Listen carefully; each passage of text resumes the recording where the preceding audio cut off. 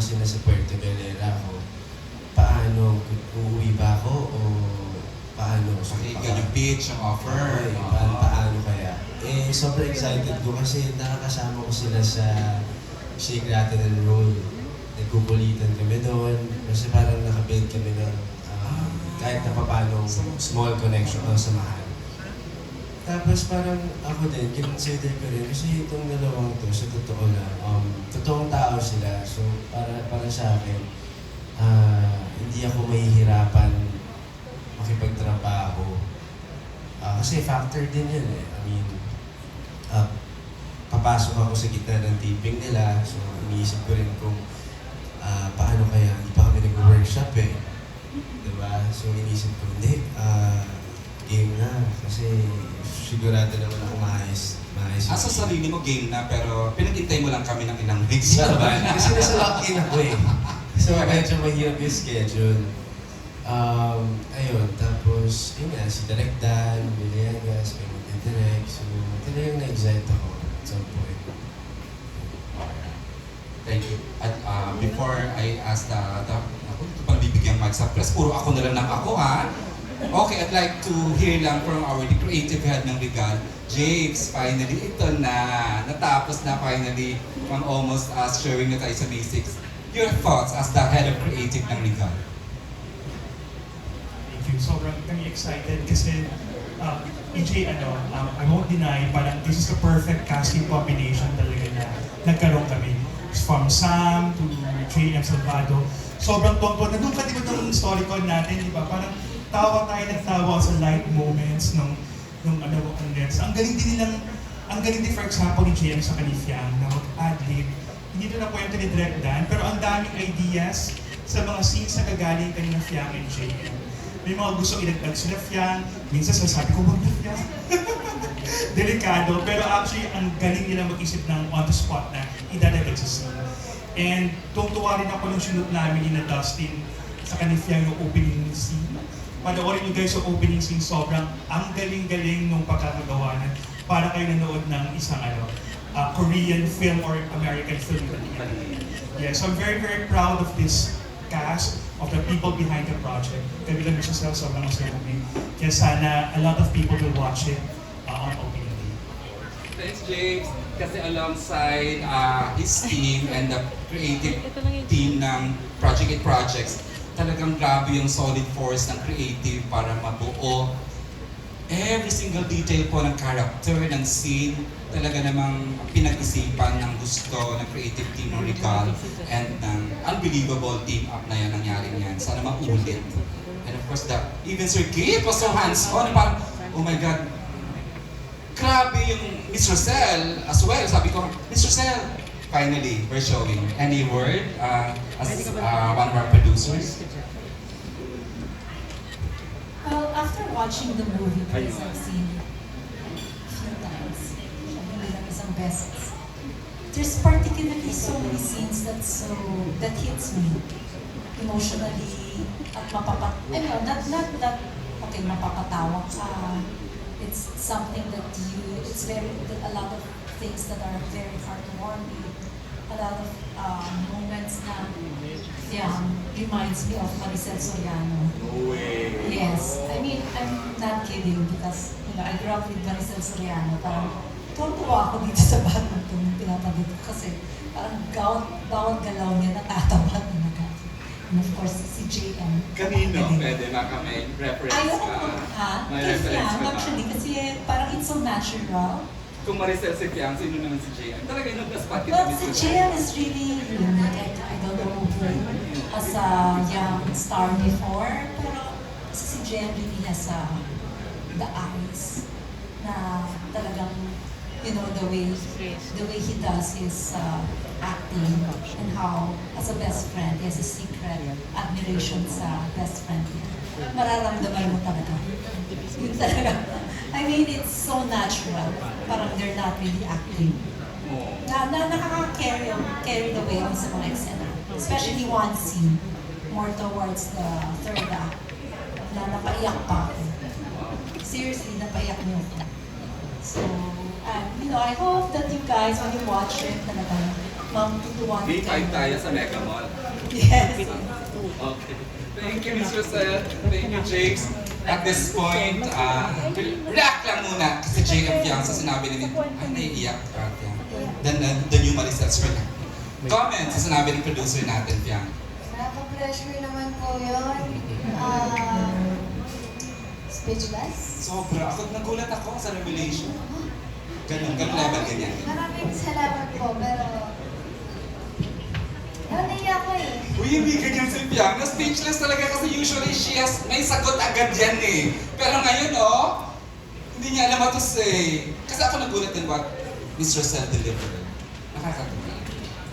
Nakaka-pressure. Yung relatability siguro talaga ng pelikula, ang lakas. And of course, yung may mata raw, tayo walang mata. Si JM may mata daw kasi. JM may mata ka daw. So ibig sabihin, importante ang mata sa isang aktor. Any word, any comment? Thank you. Hindi ko rin alam ano sasabihin. Thank you po. Siguro, thankful po kami sa Regal sobra. Kasi bukod sa sila yung bigay ng first film namin sa SRR. And yung dream team namin magkaroon kami ng solo film, sila din po yung tumupad. So sobra yung nararamdaman namin para sa Regal. Sobra na kung gaano kami ka-grateful na meron kami sila. So sana po proud kayo sa pelikula natin. Sir Key, you have seen the rushes, the edits. Would you like to say the same sa sinabi ni Ms. Rosel, Sir JP, about the finished product? Yeah. Hello? Yeah, you're on. Medyo. The finished product was good. I mean, there's a lot of laughter. Pero may konting hugot pa rin. I guess my mom medyo umiyak siya. And then also I got to preview some of the rushes to, I can't name them, pero some industry people, some of them very senior, matagal-matagal sa industry, and so many of them actually really did compare Fiang to my sister. So like not just my mom, but a lot of praises for You had it previewed by different ages, parang gano'n. Yeah. Para sa I can't name who, baka mahuli sila, pero yeah. Awag na lang. And of course, JM did good. Pero even like the other cast members like Yuki, Sam, JM, the whole time I was like laughing at their jokes, their chemistry on screen. So it just came together really nicely. And then when you see Dustin in the EU world, superstar talaga dating niya. It just came together nicely, I think, from start to finish. Siyempre, you were part of the selection process ng the role ni Kenzo, si Dustin. Right away, it's Dustin. Yeah. Mm-hmm. Yeah, right away. I mean, we were looking for somebody na believable na movie star na agad. I know, like, mga idol agad you din, no? Di ba? Perfect eh. Yeah. So it was like, it was good timing. And then, yeah, I never got a chance to work with Sam and JM before, so it was nice to see them. So audition pa lang, that they were perfect for the role. And as you mentioned, kala niya spam callers kami. But I'm glad that she finally answered and considered the role. But yeah, everything just came together nicely. Gratitude Day ito talaga. Appreciation Day lang na narinig natin. Everyone has appreciate about it. Kasi nakakatawa from producer to actor to producer. Nakakatawa lang. Okay, at this time, I'd like to give the microphone. Before ayan, si Archie kanina pa. 1 hour ago, taas na siya ng taas. But I'll give the microphone to Archie Liao. Archie, your question about the movie, ha? Or else? Hello.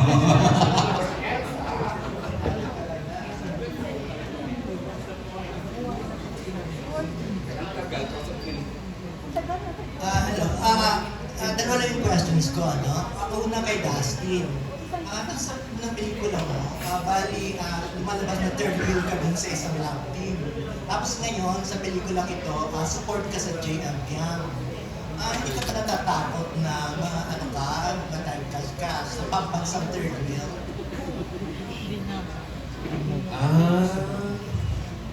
Feeling ko yung sa...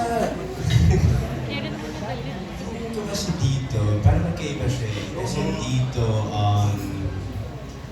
hindi ko alam paano ko sasagutin. Kasi dito kasi medyo Let me just, before sumagot si Dustin. Kasi po, when we do casting naman, hindi kami wala kami pinanggagalingang kalab team siya ganyan sa TV, kalab team siya ganyan sa reality show. Wala kaming ganong idea. Dustin is Dustin as Kenzo, tapos. So, feeling ko naman even Dustin, wala naman sa'yo, di ba? Parang, would you like to answer that? of course, yeah. Dito kasi parang AU fiction ako. I mean, character talaga ako dito. Clear naman from the start na hindi ako part ng relationship or what.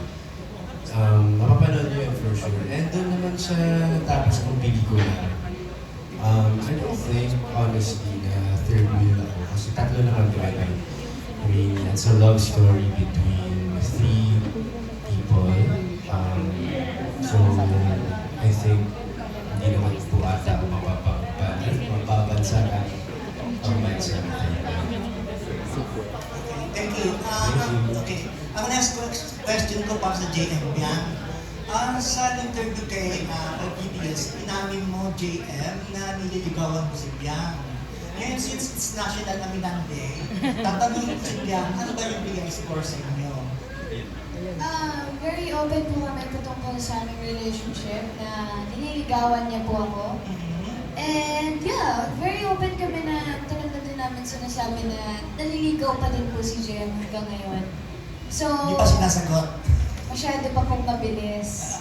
So, yan po, up until now, si Jem still courting me. So, ang pangit po kasi kung mamadaliin namin yung isang bagay na di naman kailangan lagi nagmamadali. And of course, mas focused din kami pareho sa career namin while doing our thing. So, ayun. Naniligaw pa rin po si Jem. JM, anong masasabi mo doon? Yan, totoo naman po yung narinig niyo. Since then naman, naging vocal ako sa part na yun. And, yan. Sabi ko na hindi ko binigay ang mic to Archie. Charot lang, joke. Just kidding. Okay, who I'd like to ask the first, Goldwyn, about the movie please. Let's focus about the movie, sorry. Thank you. Here's Goldwyn.